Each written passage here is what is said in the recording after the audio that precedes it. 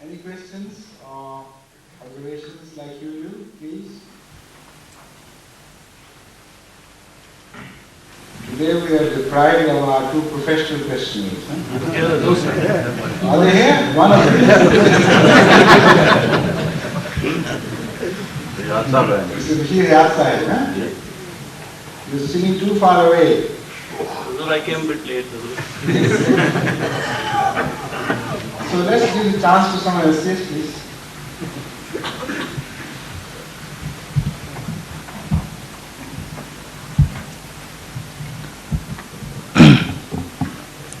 Assalamu alaikum. Last year, when Maulana Dost Muhammad Sahib Shahid came here, and we arranged some question-answer sessions, one gentleman, Sheikh Bashir Ahmad Sahib, who is present here, he also attended that session.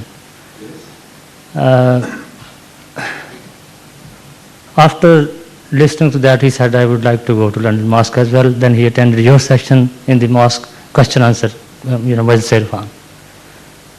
And later he told me that now I'm going back to Pakistan because he was on visit here. So he said that now I'm going to Pakistan. He lives in Karachi and he's a businessman. And said that now I have come to know what Ahmadiyat is, and I'm convinced that it is the truth, and all that what the Maulvis are saying, that is hocus pocus. So he said that now I will go there and I'll tell everybody that what Ahmadiyat is, and I don't see that anybody will not listen to me and he will not... Now, yeah, this is what he thought. Now he has come back. And he himself mentioned it to me that I want to tell you that I promise to you that when I'll go back, I'll mention it to everybody around me. What I saw there, what I heard. But he said that after, observing their attitude and their reactions and behavior, I was not able to, I didn't dare to talk about it. So he is here. I think better if he himself explains why he didn't mention it, although he promised with us and he didn't mention it. Yeah. Yes, if he likes, Yeah. This, but yes. So this is what he told me. I have mentioned. That's wrong. Yes. This happens. There is no other way out. The fact is, once one of the people who visited us in the question and answer sessions, he was a member of a Pir family, a religious holy family, which was highly respected. You wouldn't understand the term Pir, but in Pakistan there are some families which monopolize religion, and it's their birthright to be respected, like, and whether they drink or commit other vices or this and that doesn't affect in the least their holiness. So strong. Nothing happens to it. Yes. So they inherit that quality of holiness, and people go on respecting them, father after son after father, and so on and so forth. So he belonged to such a family. He was very highly respected in that region. Because from Fatoti, and this boy, he was a young man, an educated person. He was a very well-poised person, very sensible and intellectual type. So he immediately understood the truth of religion. And he started studying early, despite the fact that some others did show some hostility, but he said no. He started writing and so on and so forth. And while he was leaving, he promised that when he goes back, he would tell everybody. Like Bashir said, he was so full of enthusiasm. He tell his whole family and everybody in the police, come and join us. So I told him, I warned him, but I couldn't do that. He said, why? I said, you'll suffer too much. Go slowly, take your time, and show patience. Otherwise, maybe you make them run away from you, you scare them away. It's possible that you're brave enough to face any situation, but for the sake of your relatives, for the sake of other people who follow you, it's better to go softly about it. said, no, you don't know. I'm a very highly instructed person. I said, all right. Next time you come, I'll ask you what happened. And when he returned, after a week, about a week, he came back to me. And the people, MBs who came along with him, they were having their laugh, you know. They said his wife has run away, he has been turned out of his home, his property and personal and the family property which he was to inherit, you know, he has been deprived of all these rights and excommunicated by the whole family. So I looked at him and said, he said, no, I understand. I said it had to be because this has been the treatment decreed from times immemorial to those who choose the right path. When a call is made from Allah and the messenger of God comes, whether he is a lawbringer or he is a subservient prophet, to his followers the same treatment is meted out. Invariably, there is no exception whatsoever. So I told him, how could Allah make an exception in your case? And to him also he gave the Prophet himself. That's right. Starting from there.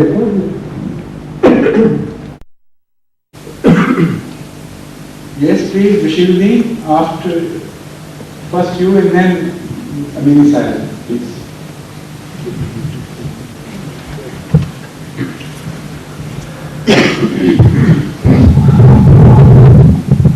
How's your child? Assalamu alaikum. Fine? She's fine, thank you, sir. She's 3 weeks. Taken after you or after the mother? In looks, I think she's sort of a mixture. But I think she's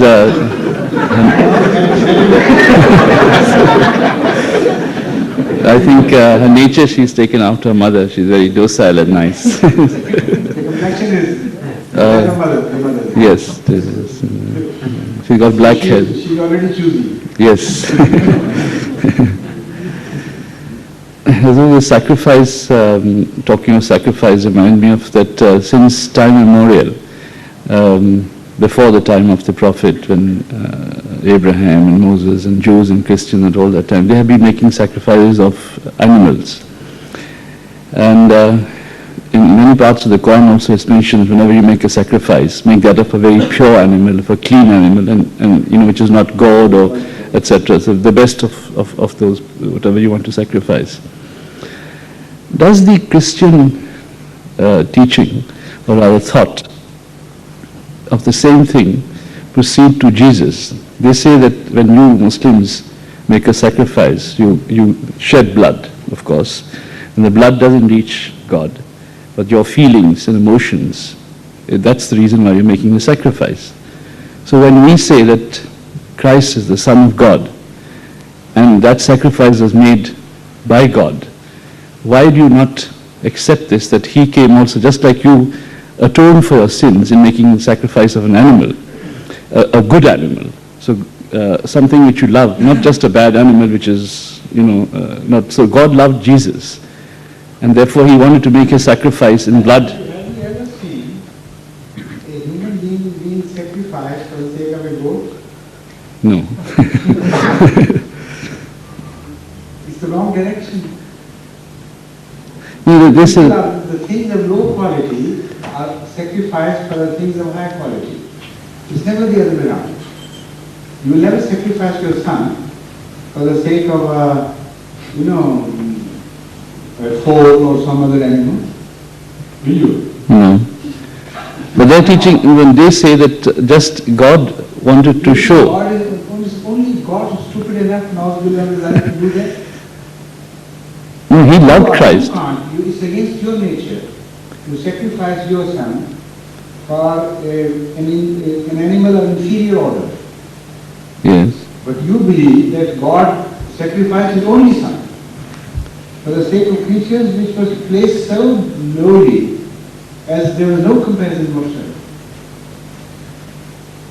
And the very worst among them, the most sinful. For their sake, he sacrificed his innocent lamb. Very easily is the other way around. I mean, this, of course, I accept what you're saying, but I'm just trying to say that they feel that, just as God has asked us to sacrifice the best of what we have, so He, not for the sake of anything, for the sake of pleasing God. When you make a sacrifice, you don't do it for the sake of your son. This is again, the premise is not correct. The concept of sacrifice is to save the best you have. To save the best? Yes. When Abraham's son was saved, and an animal was sacrificed, who was better? No, they're not comparing the two things. The son was saved, of course. Not the animal. No, but they're not comparing. The sheep or whatever it was. No, they're not comparing the two things together. No, in sacrifice it has to be compared. Otherwise there is no purpose of a sacrifice. No, they're saying that the love that you have. Every sacrifice, there is an underlying philosophy and a spirit. Yes. You sacrifice your sins for a person whom you hold dear. The sacrifice itself is insignificant as compared to the person for whom you are sacrificing that thing. If you love a friend, you will sacrifice things for his sake or her sake. You will not sacrifice him or her for the sake of an inferior being whom you don't have much love. So, more beloved ones that never sacrifice for the sake of less beloved ones. This is an inalterable principle. You will never see even the remotest possibility of exception in such cases. Otherwise, the very concept of sacrifice would become topsy-turvy and there will be no order left in things. So first of all, you should discuss with them the philosophy of sacrifice. Who is sacrificing why? For whose sake? Then you will, of course, another partner has to do it. Otherwise, the sacrifice doesn't mean anything. Every concept of sacrifice creates two poles, negative and positive, like that. So there is always a higher end to a sacrifice and a lower end. And the underlying philosophy is that for the sake of the higher end, you sacrifice the lower end. Never vice versa. True. Yes, I have not looked at it from this point of view. Thank you. Yeah.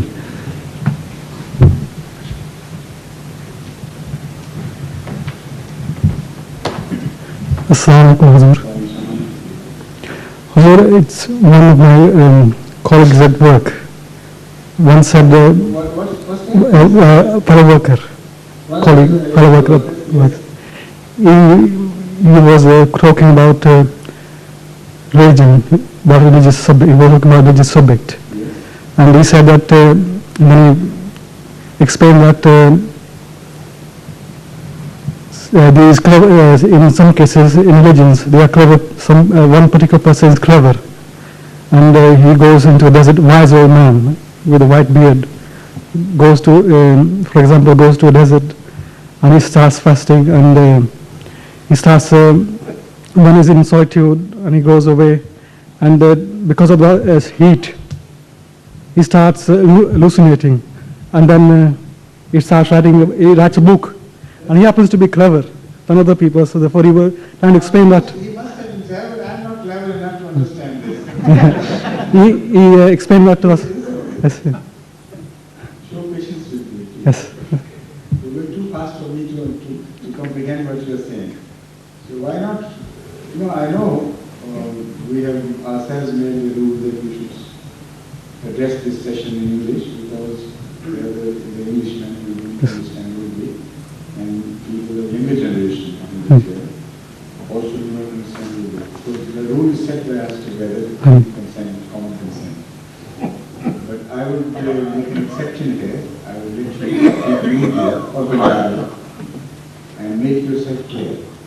After that I will translate that question so everybody will be with us. right? So I will speak English because he talked in English actually, so he's an Englishman. He's an Englishman.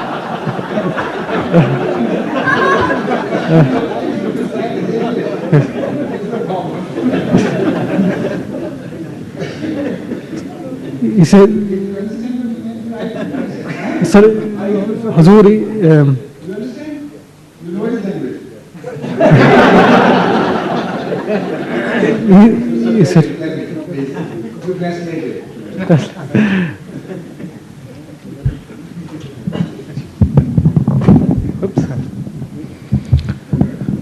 Sir, he is talking about Hazrat Muhammad sallallahu alaihi wasallam. No, are you? No. Yes. At least that much I understood. Yeah. That Oh, no, it's not.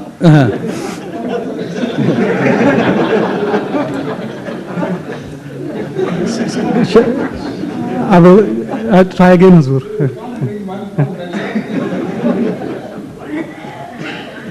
Also, this particular person said that in the read of religions, that in a religion, in a particular case, when a religion is born, that a wise old man who happens to be clever than others, they go into solitude and they start hallucinating because of the desert, somebody in the desert, as well as some of these religions in the Middle East that originate there, they happen to be clever. And because the sun acts upon them and start hallucinating, and they start writing books. That was the actual question. And Why don't they do it now? so I couldn't refute him. Cool down. I couldn't refute to. The question is, he was partly right that he was talking of the phenomenon of prophethood, the institution of prophethood. So he wasn't talking particularly about Muhammad Sallallahu, but we understood him close enough. And he was talking about a friend of his suggested that the prophets are always and only born in the Middle East where the sun is very hot. So how they come into being, how a prophet is created, he suggested that they go out in the desert and stop there and the head begins to boil. They begin to see hallucinations and they start writing down.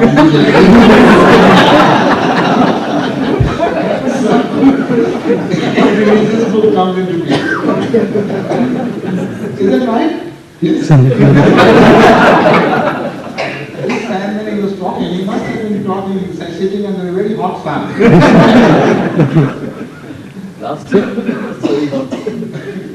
So I couldn't refute him. I had to answer back. I couldn't answer back in the favor of Islam. What I suggest to you is, you sit for a while under a hot sun and see what happens to you yourself. Maybe you're excited enough to be able to refute him.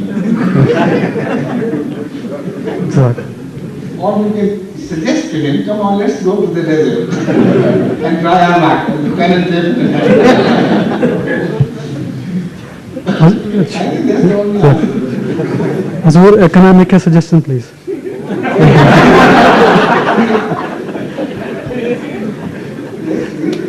Hazur, the end century of the movement is approaching, and I thought when that year arrives, prior to that, a video or a silly movie be made of the history of the Ahmadi movement in preparation to that, so that it could be shown locally in preparation for that. It's being done. So, The department is created just for this purpose. so. Yes, Mr. Bashir Ahmed Orchard, please.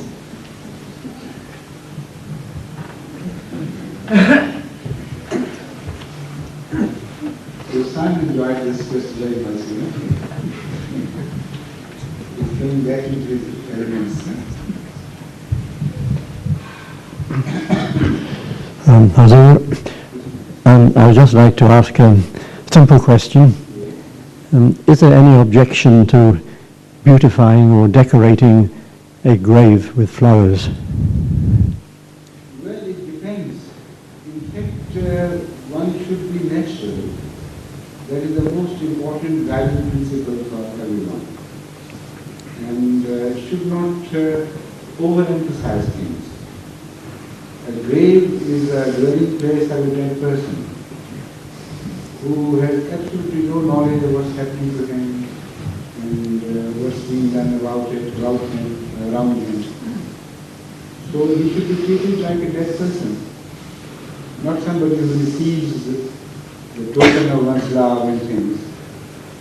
But still, you can't erase the elemental human feeling of the living one, who has at least some dearness, some sense of closeness to their people, and their relatives.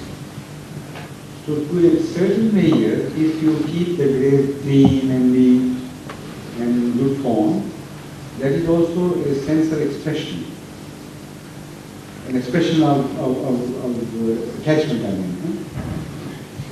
And if you beautify the whole area, not a particular grave, but the whole area where the graves are found, there is no harm whatsoever. Because number one, Islam generally teaches you neatness and cleanliness and beauty. Muhammad sallallahu alaihi wasallam tells us that Allah is beauty and He loves beauty. So when He says that, He is talking of Jamal, which is not the inner beauty, but the outer beauty, the physical beauty. Jamal is a visible beauty, not the beauty of qualities. So, Jameel, he says, Allah is Jameel, and Jamal. So you try to be Jameel in your outward appearance too. In light of all this, I see no objection against keeping a well-decorated, well-kept graveyard. If that is what you mean, there is no religious objection against it. But if you overemphasize one particular grave and decorate it and beautify it to make an impression that the person buried here is of a higher order than the people around, and overemphasize it so much so sometimes that people are led to bow to that grave and attach sentiments of reverence which may even lead them astray. It is there that the limiting line should be drawn. And if you believe that such overemphasis can cause some damage to the faith and unity of God and the fundamental teaching of Islam, then you should put your foot down that no, not beyond this. But overall, you should not be too strict and still. You remember the graveyard in Qadian? Yes. Yes, sir. It was a beautifully kept place. And even after we left, after the partition, it was well attended, and people who visit Qadian, they come back full of praise for those who are looking after that graveyard based in Makkah. And even the non-Hindus who used to visit there were deeply impressed by the quality of the place, atmosphere, calm, peace. If you go to a graveyard which is abandoned, which is not well looked after, there the concept of ghouls and hobgoblins is associated with such places. And people are afraid of visiting such places. This is why in the Orient, because mostly, traditionally, in the Orient the graveyards have been neglected, people are afraid of visiting graveyards alone, particularly at night. They are terrified. And because of these traditions, and these traditions have taken root in a long disregard for the appearance of those graveyards. they present picture of ruins rather than the well-kept graveyard. So all these,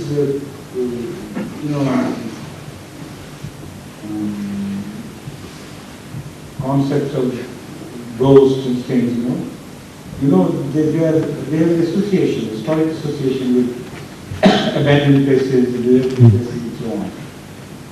So Islam is a very well-balanced religion. It does not permit you to treat your graveyards as things which you have completely forgotten and abandoned and you don't care for. So a measure of respect, and I say a measure, must be shown even to the dead ones. And cleanliness and beautiful place which is also decorated with flowers and incenses which were burned there, just to take people and come there and stay and pray together. Thank you.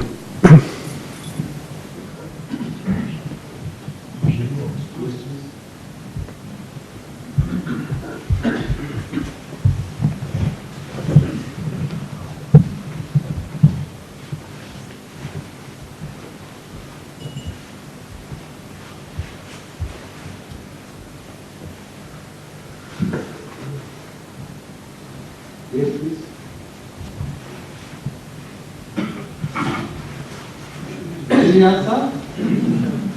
Did I permit you to come? I thought Hazur, I raised hand. I thought You raised hand.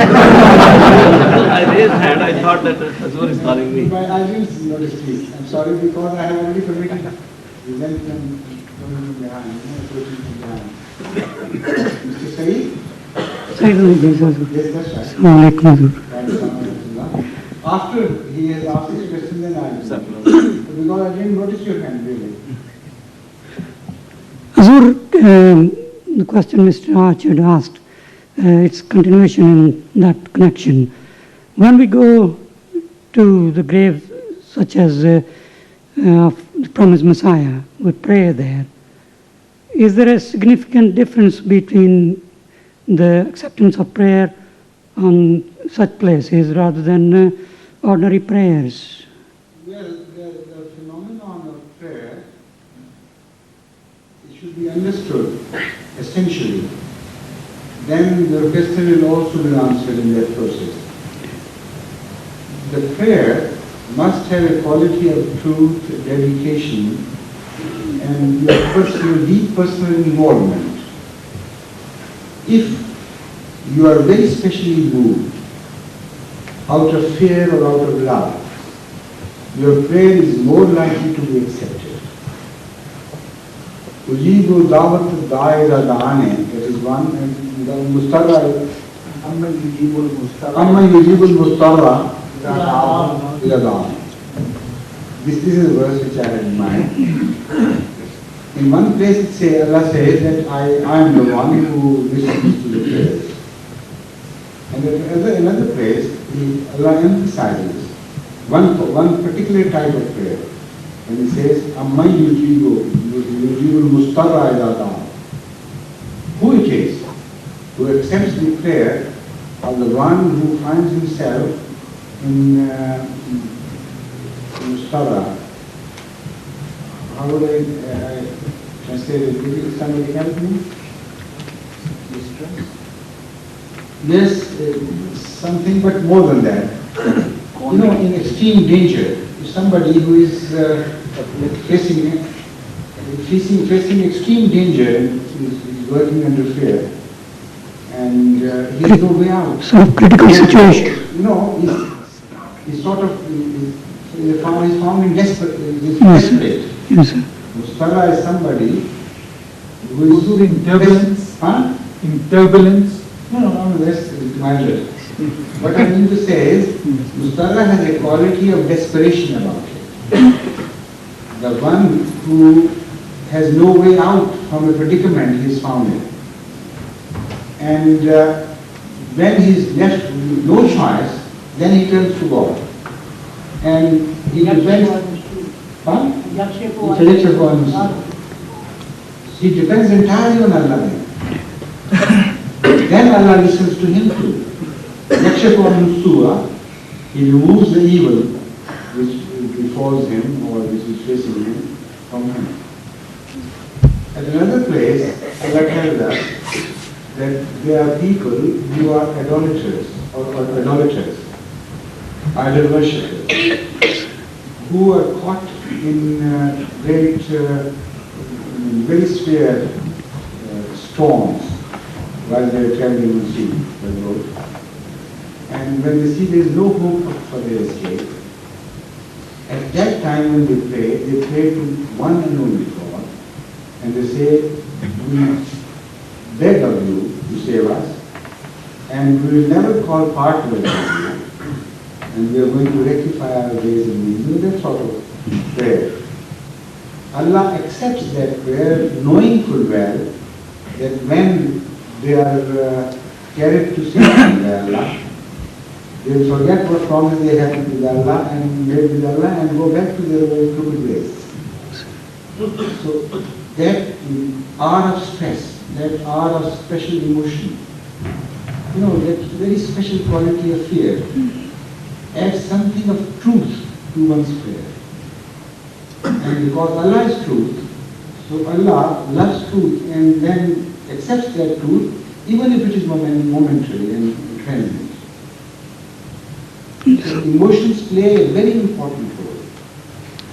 Now when you go to the graveyard of some dear one, like a mother goes to the graveyard of a child, or a child goes to the graveyard of the mother, at that moment that very special pure relationship excites something in one's heart for which one finds in oneself in a mood where prayers are generally accepted. So Hazrat Masih Wasallam's grave also agitates our emotions within, with a sense of extreme purity. So it is just that quality which in itself is shared by other situations which are not a relationship of a holy person to a person who owes allegiance to him, but just any relationship. So with that bond in mind, you can believe our prayer said at the graveyard of Hazrat Masih Maud is more likely to be accepted by Allah if we are spiritually moved by their closeness and if we find ourselves in a very special mood of truth and love of Allah. So it is that quality which is helpful for the acceptance of prayer, not the physical closeness of a living person to Hazrat Masih Maud cause. Thank you.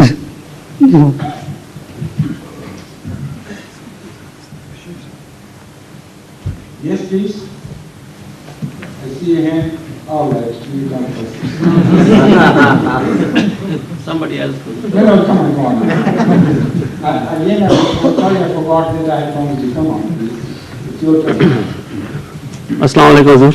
The gentleman who wants to ask a question, will you come forward and sit closer? Yes, please. Hazur, assalamu alaikum. Hazur, there was a discussion regarding the matter that whether the women are allowed to say the funeral prayer.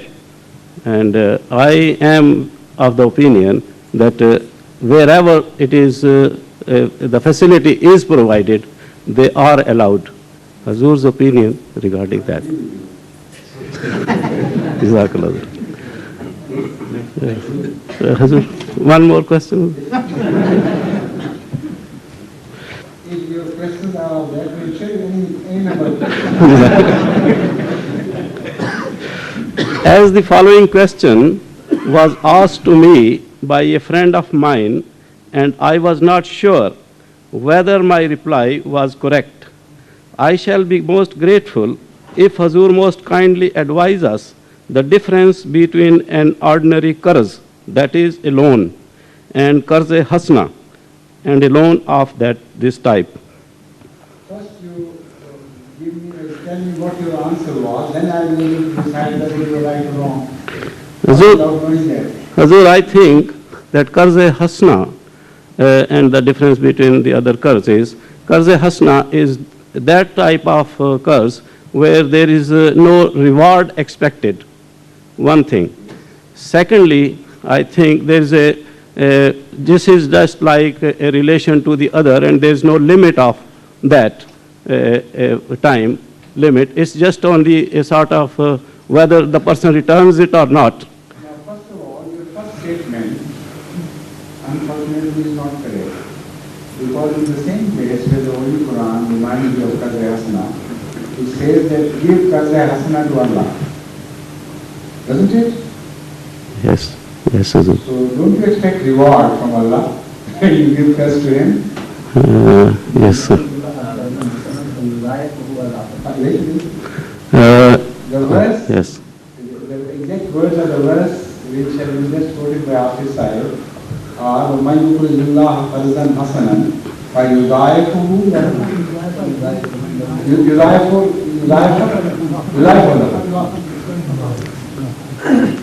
Why يُضَاعِفُ? Why not يُضَاعِفُ? It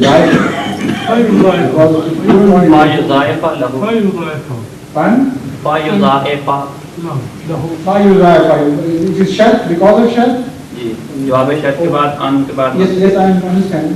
Because of faith, because of yes, मंसूब हो जाता है, मंसूब तो नहीं मैंने मस्तूब हो जाता है यहाँ।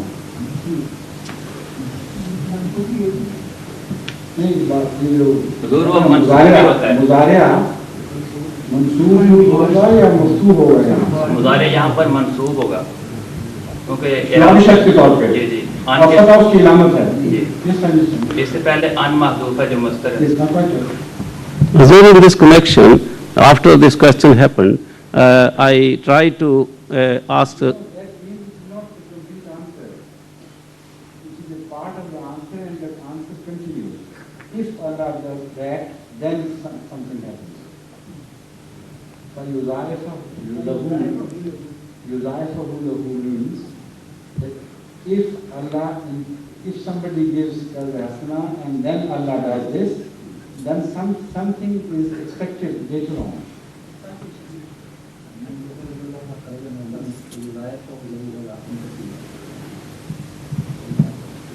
Sometimes it's not mentioned in words. Can anyone be better than that? Can any other president? That is understood. In so many places, the Holy Quran. They can also mean that this is the result of it. No, if that were so, if that was the result, the answer of a shart is never mansoob. The shart itself is mansoob. According to the Arabic grammar, this is what I was confused with, what was happening. The answer is not mansoob, but the first part before connected with the previous one. yes, the condition the first part of a sentence which is attached with the condition, that is mansoob, and the answer to that condition is not mansoob.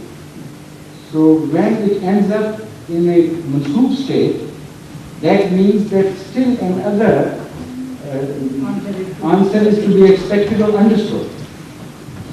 And because in so many places the Holy Quran does not mention in so many words the obvious result of that argument, of this end of that argument, so it is understood that this should be the answer. Here the meaning would be, if somebody gives a loan to Allah, a loan of a hasana loan, that's the term in Islam, the best type of loan, and Allah accepts it. It's not that then Allah accepts it. The meaning would be, and Allah accepts it, and then it ends up there. Meaning, can you think of a better type of loan or a better bargain for a person who loans to Allah? That is the answer which is understood and which is left out. Yes. multiply the full one. Yes.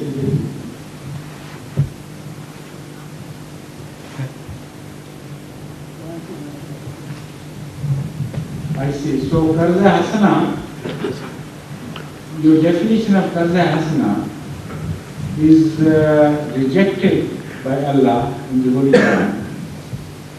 Now, during this connection, I want to request. The best Qarza Hasana mentioned in the Holy Quran is the one you give to Allah and which has so much unlimited effect, unlimited reward attached to it. Jazakallah Hazur, but I want to. But still you are not going to. No, I am happy Hazur has explained, but my explanation is, after that question, I tried to get that a particular surah of the Holy Quran, and I went to some people, and we couldn't get the reference. You are also partly right. Let me finish the whole thing. Yes. My answer is yet not complete. Your definition is wrong. Yes. Only when you apply this to relationship of man with God. Yes. Yes, sir. But in human relationship, Yes. your definition is right. Yes. Yes. If you give qarza, a loan to a friend of yours or somebody, any human being, and do not place a condition of reward, do not attach a condition of reward with that loan, then this is called qarza hasana. But when you loan things to Allah, Yes. then it is a promise already made to you. Yes. Not that you have extorted that condition from Allah which compelled you. Otherwise, if you decide not to give things to Allah, He will be left helpless. No, that's not the state of affairs. Already He has mentioned that I have decided to reward you plentifully if you loan something to me. So that is one type of qarza hasana, and the other type of qarza hasana is from man to man. And there is a right. Jazakallah. Fine? Manzalavi. So what do you infer from this?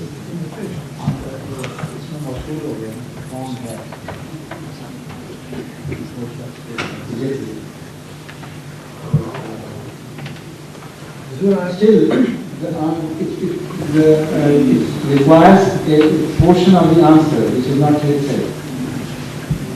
Who is there to give qarza in such a way that God बढ़ा दे subjective हो जा रहे हैं God is लेते हैं जो कि जिसको खुदा तआला इतना बढ़ाकर नहीं मैं बात में ये तो सूरत नहीं है कि वो कंडीशन वाला वो नहीं बनती सब्जेक्टिव जिसको कहते हैं वो बन जाता है ग्रामेटिकली कौन है जो अल्लाह को कर्ज दे और अल्लाह वो बढ़ा देगा तर्जुमा नहीं हो सकता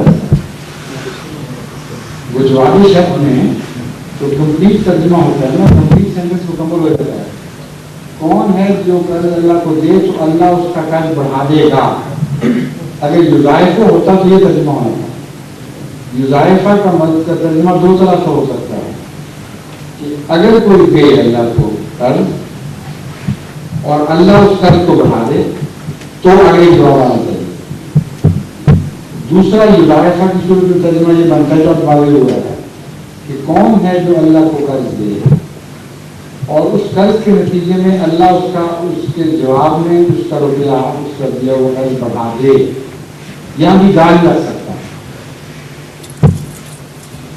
ये सब्जेक्टिव कहलाता है और फिर ये हो जाए ये नहीं कि अगर वो करे तो ये हो जाएगा अगर वो ये करे तो फिर ये हो जाए हो जाएगा वो आधा कलमा बदलता है क्योंकि जब तक मुजारे में रफा की हालत में आए मुकम्मल सेंटेंस नहीं बनता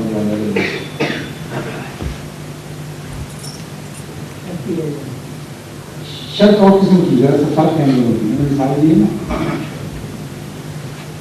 लेजिंग सब्जेक्टिव और कंडीशनल दो अलग अलग हैं क्लॉजेस इनके अलग अलग नतीजे होते हैं अगर मैं ये काम करूं या मैं कहूं अगर तुम ये काम करो तो मैं ये काम करूंगा, ये कंडीशनल है.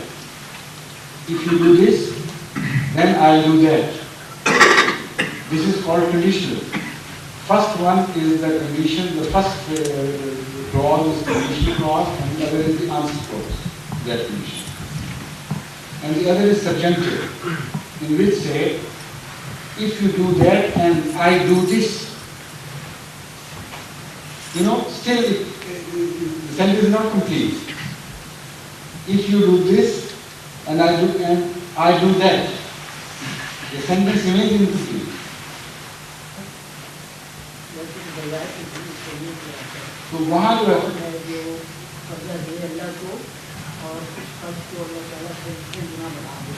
बढ़ा दिया ना, बढ़ा देगा नहीं ना, और अल्लाह ताला बढ़ा आपको कुदरती तौर पर जो सेंटेंस आया है बढ़ा दे आया है ना, बढ़ा देगा नहीं आया ना. अगर होता तो फिर वो कंडीशनल बनता. कौन है नहीं, अगर तो है ही नहीं, इसलिए सब्जेक्टिव है. कौन है जो ये करे तो अल्लाह ये बढ़ा दे. इसलिए कोई जवाब की जरूरत नहीं हुआ करती है. शर्तियाँ नहीं है, ये मैं कह रहा हूँ, ये जुमला शर्तियाँ नहीं है. हाँ, लेकिन ये जुमला शर्तियाँ नहीं है ना, ये सब्जेक्टिव है. इसमें वो बज़ाहिर नामुकम्मल रहता है, आगे गान रख सकेगा, लेकिन स्टिल मीनिंग इज कंप्लीट. कौन है जो ये करे तो फिर ये हो जाए. हाँ, हो जाएगा. मंजर नजर की वजह से विरासत होगी ना, कि this is a different style of manner of speaking.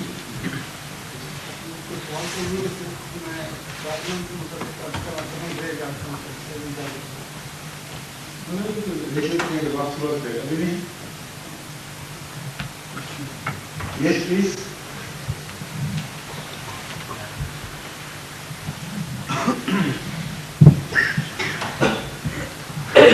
Hazur, this is a known fact that the enemies of prophets and enemies of Islam run out of time. In my lifetime, Bhutto ran out of time. And now we seeing that Zia is running out of time. First of all, they thought that when they declare us non-Muslim, that will be enough for us. But then they realized, well, it's not enough. Then they tried to do some more things. And they said, you cannot call azan. You cannot say prayers. And now there is another thing going on in Pakistan about that contempt of Holy Prophet of Islam. And they're going to make some ordinance or something that the person should be killed. I think this is a camouflage coming up for us. The government is making a camouflage. First of all, they came direct that you are murtad and you are liable for killing. And when this not succeeded, now they're coming up another one in the case of Asma Jahangir, a woman who they say that she insulted answers. And they want to make an ordinance that those who do that sort of thing should be killed instantly. And I think this is meant for us, not for that lady. What do you think, Hazur? This is what they say. There's no question of thinking. Only recently, a statement was issued by the Minister of Religious Affairs in connection with this passage of this. He said that this is going to be aimed at Ahmadis. In fact, he was trying to allay the fears of others who thought it would also be a weapon in the hands of mullahs against whoever doesn't like mullahs. So they are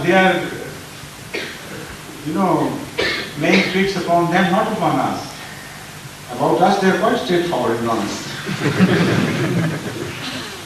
What they are doing is they are telling others that these are the weapons only directed against Ahmadis. So rest assured that you will be saved from the mullah's wrath, even if he is armed with this weapon. So, This guy is about, not about us, but about others. oh, I see. But we are the target. Of course, you are the plain, simple target. Whether they can hit at the target or not, that is a different question. Thank you.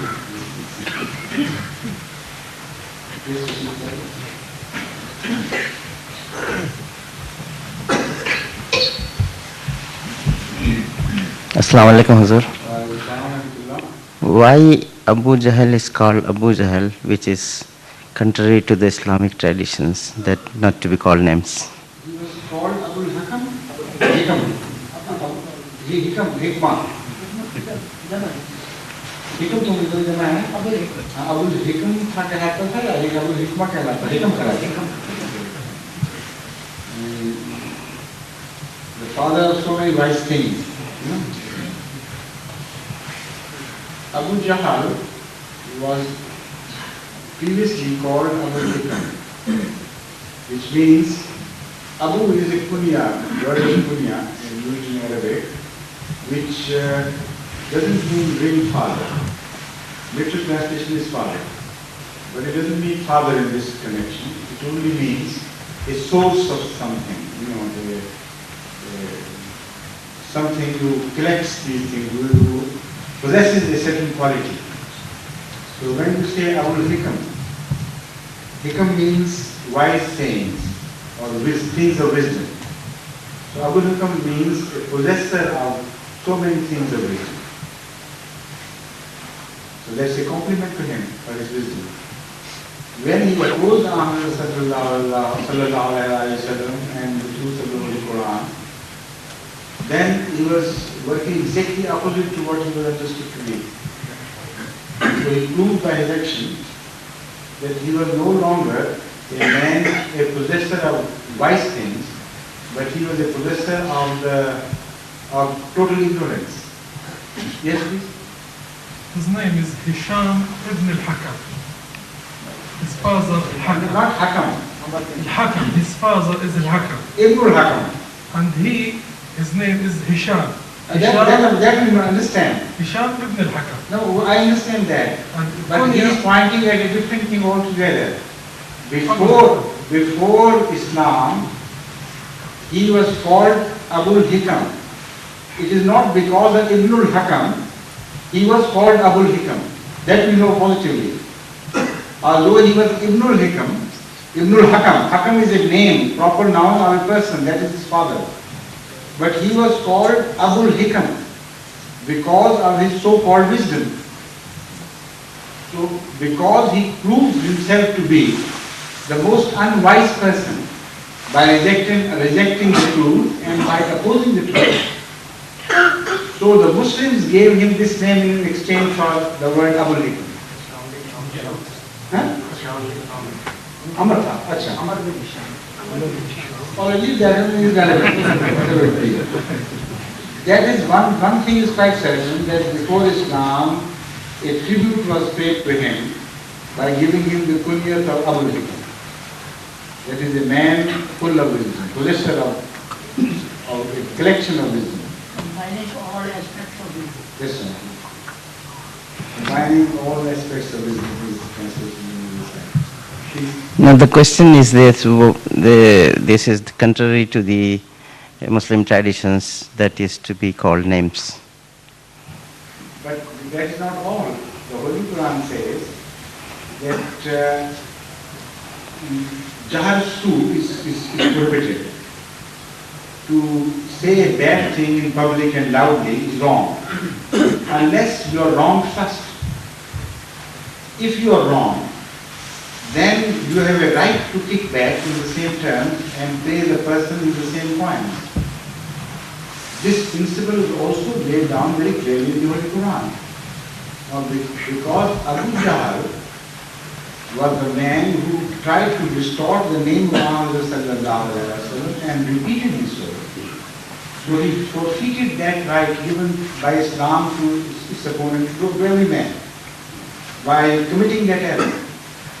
So having done that, he gave the right to Muslims to distort his name. And in that case, they did it rightly. In his case, he did it wrongly.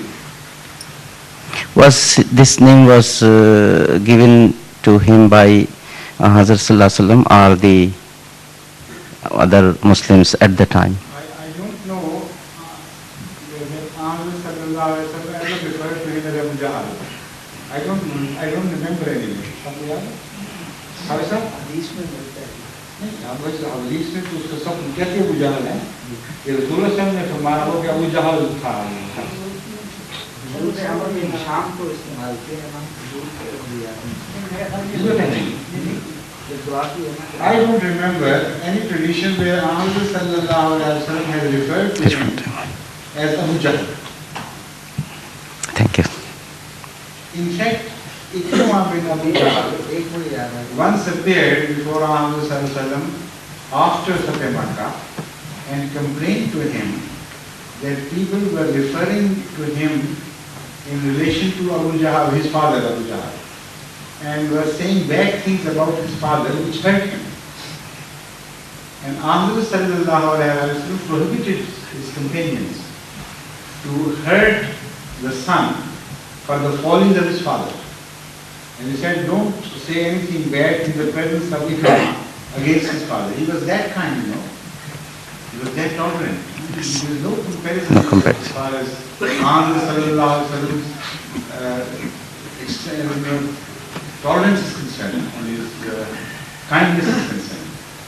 So naturally, I can't expect him to generally use this term, but maybe occasionally at some most opportune moment, he might have once or twice mentioned this.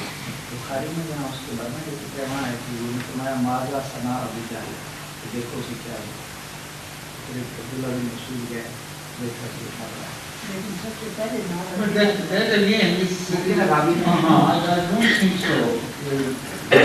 Ravi could have committed that mistake because he was so well known by the name of Abu Jahl later on. But referring to him, He was called Abu Jahl originally by the Jew and become all by Shaka. I think it is by Shaka. that is good. We have no record whatsoever of Ahmad Sallallahu Alaihi Wasallam giving him this name. Because when he prayed one of the two Umars, you know. He named him, he gave his name. He prayed to Allah that I want one of the two Umars. Thank you. Yes.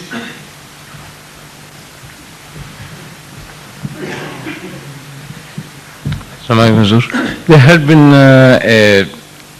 quite a few articles on the word called Ummi in newspaper. There are a lot of references being given from the other's author. Is there any, Azur can put some light on that? You see, what is the Ahmadiyya's understanding of the word Ummi in the book for Prophet Muhammad Sallallahu Alaihi Wasallam? Pardon? What the controversy is? Well, there's been a lot of meanings been given, you see, by the various others. Some are been given that it sounds that as a insultive, you see, and I believe this has started after this Asma Jilani's statement come into the papers, you know, and now somebody has been trying to clear Asma Jilani's statement that she hasn't used any insertive word for Prophet Muhammad by giving the meaning of Ummi from Abul Kalam Azad, Maududi and various old scholars, you know. I just want to know what is our own interpretation of lafz Ummi, word Ummi in the book. The Quran is so clear about it that there is no question of any debate on this issue. So in Surah Jumu'ah, the Holy Quran tells us, وَالَّذِي بَعَثَ فِي الْأُمِّيِّينَ رَسُولًا مِنْهُمْ. At another place, Ansar is referred to as Nabi al-Ummi. But in this instance, he is declared to be one of the Ummiyin. So whatever state of the Arab people of that time required this reference to them as Ummi. Ahmad Sallallahu Alaihi Wasallam is also referred to as having shared that quality before he was made a prophet. Being one of the Ummiyin, that is what the Holy Quran tells us. Yet when he was turned into a prophet, he was no longer that. He started teaching others, teaching the wisdom of the book and so on and so forth. So that means the quality of Ummi is on the other end of the spectrum. On the one side, there is knowledge and wisdom. On the other is the quality of Ummi, being Ummi. And this is the comparison which is made by the Holy Quran. That don't you see the miracle happening to him? He was one of you. One of the ordinary people of Arab who were not well lettered people. Yet once he is chosen by Allah as a prophet, suddenly being one of you, he begins to teach you. And teach you such wisdom as you had never come across. And will not only teach you, but will teach the latter generations. The extent of his knowledge covers not only the present but also the future. The extent of his blessing covers not only the present but also the future. So in future again, when ignorance spreads, he would be the teacher of the future again. That is what is mentioned in the surah, in the very first few verses. So everything is so clear, I don't see there is any room left for controversy on this issue at all. No, there have been three huge, three full days articles, and that's why I asked the question, you see. Yeah. This one verse of Surah, the Holy Quran, is so clear on this issue that whatever the number of articles you refer to, I don't care. Why don't you see right from this one single verse of the Holy Quran instead of reading to getting into the intricate debate of articles? This verse is so clear. Muhammad sallallahu alaihi wasallam is referred to as one of the Ummiyin. And the entire Arab people are referred to as Ummiyin. So it's not insultive It's a anymore. compliment. It's a compliment. If it's a compliment, it is a compliment to the entire Arab. I can see. Thank you, sir. It's not a compliment. The compliment is that being one of them, he was absolutely transformed. Previously he was one of them before reception of Wahi, and once he became the recipient of Allah's Wahi, then he was totally transformed. Instead of being an Ummi anymore, he became the teacher. The one who gives knowledge, the source of all light. Now you understand? Yes, sir. Thanks, sir.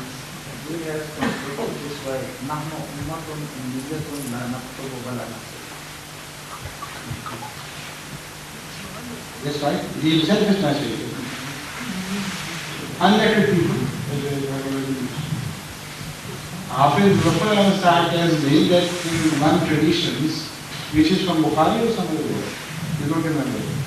One of the traditions, Ahmad sallallahu alaihi wasallam himself has translated the word Ummi by attributing to it the meaning of being unlettered. La naktubu wa la nasib. Neither do we write now, we understand what is written, you know. And account? I'm sorry, that's right. Hisab, not Hisab. Neither we write nor we can count. So this is the extreme state of being, unlettered, as you say, not ignorant. Ignorant is a different word. It's not a different word. Huh? Unlettered is not right either. Unlettered. Unlettered is a word which does not have the connotation of being unpolished or undisciplined or uncultured. But when you say uneducated, it has that connotation of being uncultured or unpolished. So you should always translate this word as unlettered. Oh, he has no schooling. That is also not terrible. That's not wrong. No schooling. what it means is simply that he did not know the art of writing. As simple as that.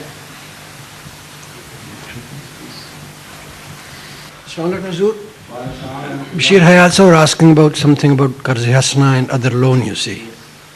I have come across a problem, you see. A friend of mine gave some loan some 2 years back to somebody in foreign country in terms of poundage. Now that gentleman wants to return the value has changed. Value has changed by inflation. Now this gentleman here is insisting that he should have equivalent value. That man there is insisting, no, I took that many pounds, I will return that many pounds. What should be done in that case? They didn't go into writing. No, there's nothing in writing. They did not write down the terms. No. No. So they committed a mistake and they should suffer for that. Who should because suffer? The Holy Quran insists that when you have a financial transaction, always write it down. So because they did not write it down, so as a consequence of that, they should suffer. The lender or the man who took the money? What? In that case, the lender who gave the money, he suffers, isn't it? I don't know.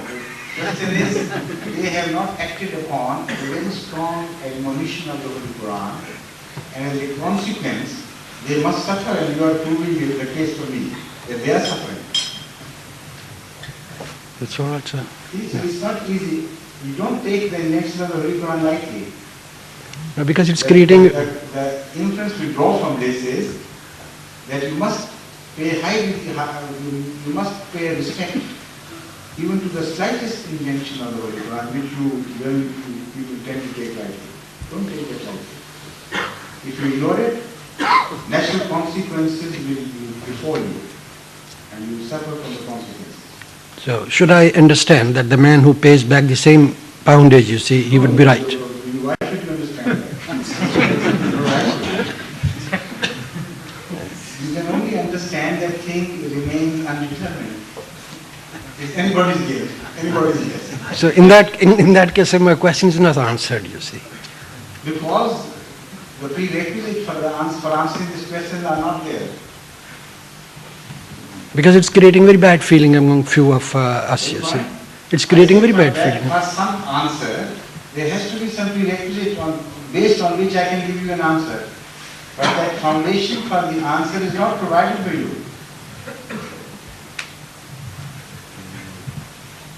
You know, if I ask you this question, how 2 and 2 make what? Can you answer this question? It's quite common knowledge, will make 4.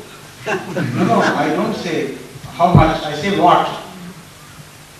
Even then the answer remains 4. No, 4 is not what, 4 is a number. It depends. Answer would be banana. What he likes, sir. You can't define what they make. Because you have not provided the very basis on which the person who is addressed by you can answer.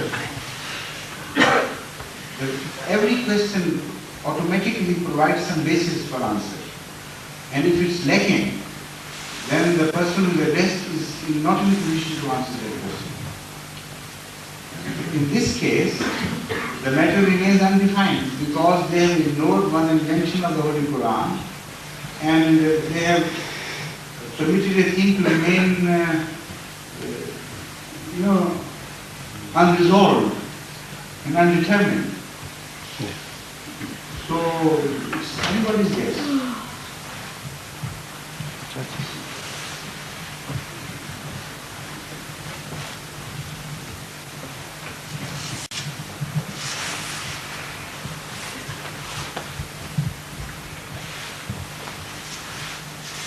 You know, if I were to decide, and this is my personal opinion, I would decide in favor of returning that money with which the loaner parted.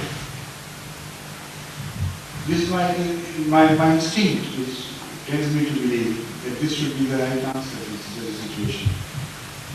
If somebody took rupees from me, if I parted with rupees, Whether these rupees were converted into a currency or not, that is not my concern. My concern is that I was less so many rupees. So I should be provided with that many number of rupees. And that would suffice as far as I am concerned. Even though the value of those rupees Has has changed. gone down very much. Yes. Not even in the international market, in the national market too, it goes on.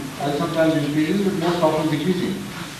But in the loan, it is the accepted principle that you never bring into debate the question of the values. Only the question of number is of concern. So if you provide me with that many rupees with which I parted, for your sake, that should suffice. Whether you convert it into pounds, sterling, or dollars, American dollars, or Australian dollars, that's not my concern. The judge also cannot allow more than that. That is the maximum one can allow. The amount that he has actually advanced. Exactly. Even though it has deteriorated very much, but it can be done. You can't ask for more. You have to be taking much more of your time, valuable time. But the point is, you see, that gentleman who took the money. Could you kindly come to the microphone and take a little more of my valuable time? The point remains, the gentleman who took the money, he invested that money. He invested that money. And that is not the concern of the loaner. Whatever he did with the money, once he loaned some money to somebody in good faith, Yes. that is not his concern. Whether he throws that money away or burns it down or does anything with that is not his concern. That transaction is like a loan, that's all.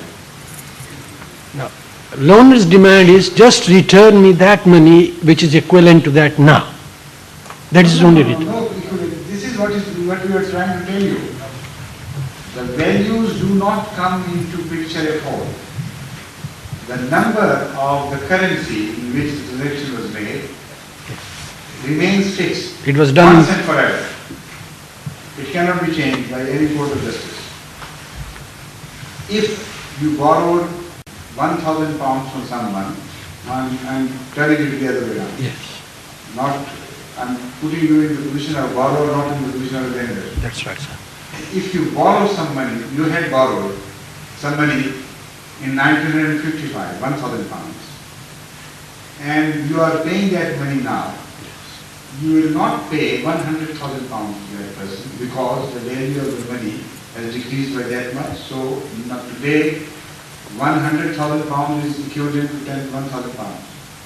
That would not go into, that is not the argument which is held value for any court of justice.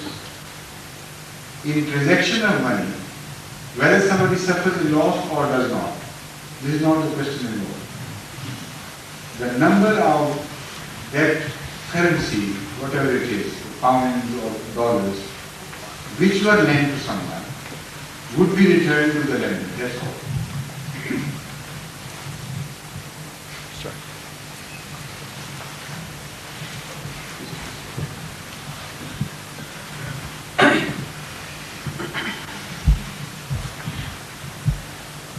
So one part of the same question which is left probably unanswered or which has not come into the picture.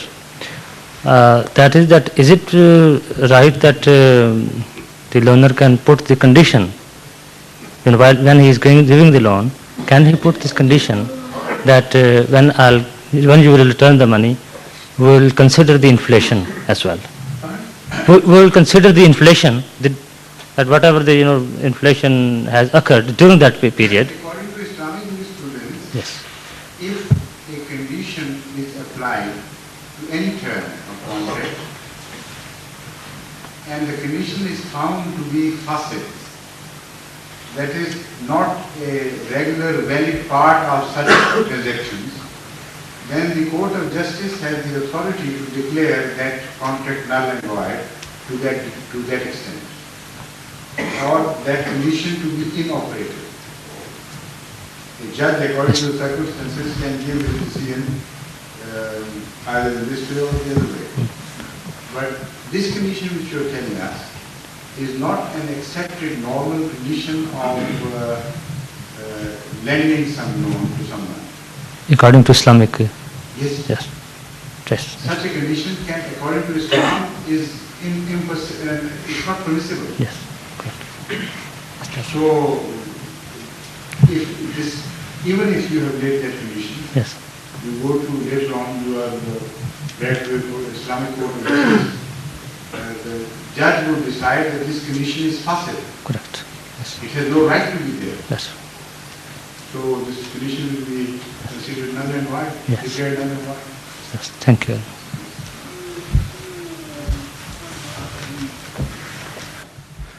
Hazur, if a MD man is going to be married by a non-MD woman and his parents with the, yes, yeah, and his parents are agreed, but they put the condition that the nikah should be said by the non-MD Maulvi, then what he should do, the MD, if this nikah is right? What are you saying?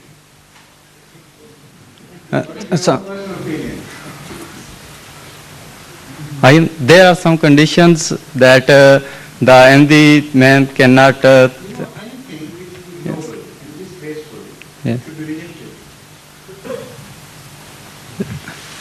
If you were given choice and if there was no compulsion on you, would you of volition go to a non-MD Maulvi and request him to perform your nikah ceremony? Would you?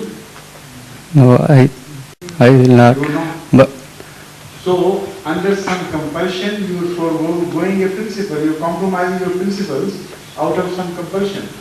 So, correctly speaking, strictly speaking from religious point of view, I don't issue an edict against it. Because the marriage contracts ceremonized by non-Ahmadi mullahs are also valid marriage contracts. If that is what you mean, this is my straight answer.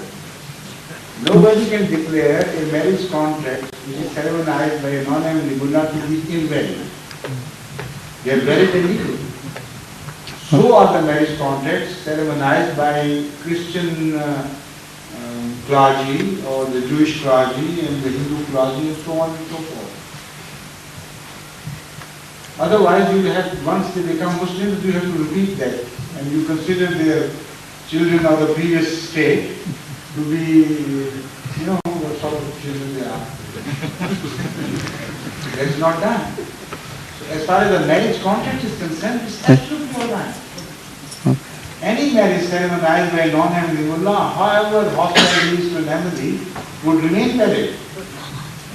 But it would be so disgraceful of an Ahmadi young man to be compelled against his own principle, against his own free will, to go to a non-Ahmadi mullah and request him to ceremonize his marriage.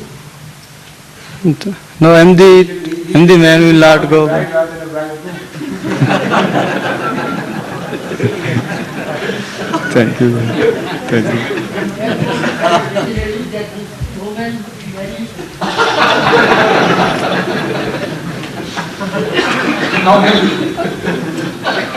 That is brilliant.